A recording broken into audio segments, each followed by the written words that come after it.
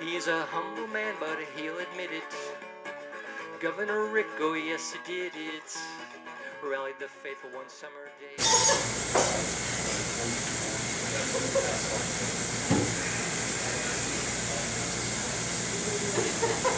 I come to you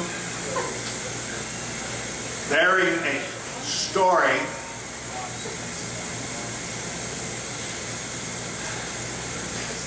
I will bare my soul to you. My words will stand naked and shivering in front of you. I hope that you will bear the weight of my words and let them bore into you. Set your compass bearing for truth.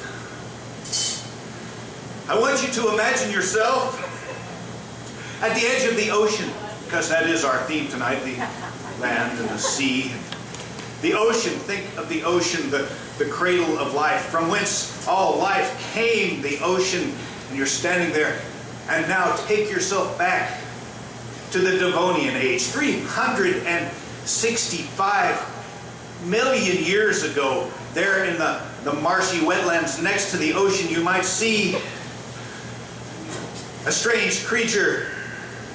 His name is Tiktaalik. He emerged from the waters. He was before the first tetrapods, before the first amphibians. He was a fish with a flat head. You need to picture this, a fish with a flat head and shoulders and little arms. Tiktaalik, his species went extinct. They're gone now, but one specimen remained encased, fossilized in a boulder, waiting to be discovered, waiting for 365 million years. I think Tiktaalik, his bones in this rock were like the first poem. His bones were like the words of a poem that he waited 360 million years to tell. And we know that the truth of his poem lives on in our own bones and in the bones of every dog and cat and mouse and monkey and politician. Live on. Tiktaalik, this is your poem. Now, I was writing the poem, and on the 373rd draft, I realized that I couldn't find a word to rhyme with Tiktaalik, and every verse that I had written didn't have the name of Tiktaalik, and so I couldn't part with the words that I had written, but I wanted you to understand that this poem is about Tiktaalik, and so I'm going to, as an introduction to my poem, I'm going to read to you the story of Tiktaalik.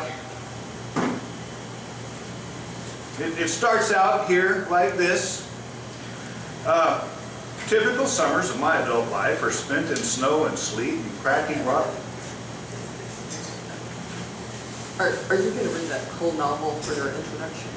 Well, I need to set the scene. I need to explain the poem.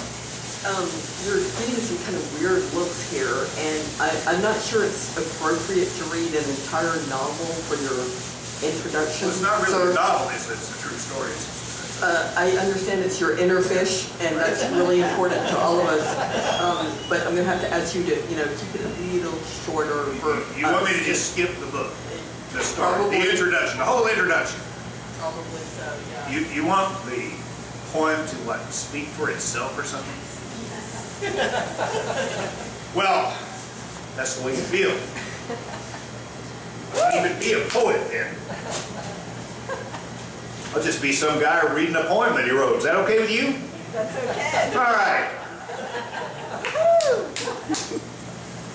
Call this a bitter dish. How the preacher struggles with the knowledge of the age, what verities he juggles from the prophet and the sage. But there is no resolution from the knowledge he finds vile. The facts of evolution he cannot reconcile. We didn't come from monkeys, he affairs so heatedly, sensing not the irony of what he says repeatedly. We didn't come from monkeys. I will admit that to be true, but I find it rather funny. The preacher doesn't have a clue. We didn't come from monkeys. Now, Reverend, I agree. The monkey is a member of the primate family tree. We simply share a lineage, a common family line. And though it doesn't fit your image, we share select design. We didn't come from monkeys. But that is neither good nor bad. The fact is that the monkey is your cousin, not your dad. The truth of our descent is no doubt a bitter dish. It's a fact that you deny but cannot circumvent. We didn't come from monkeys, no. We descended from a fish.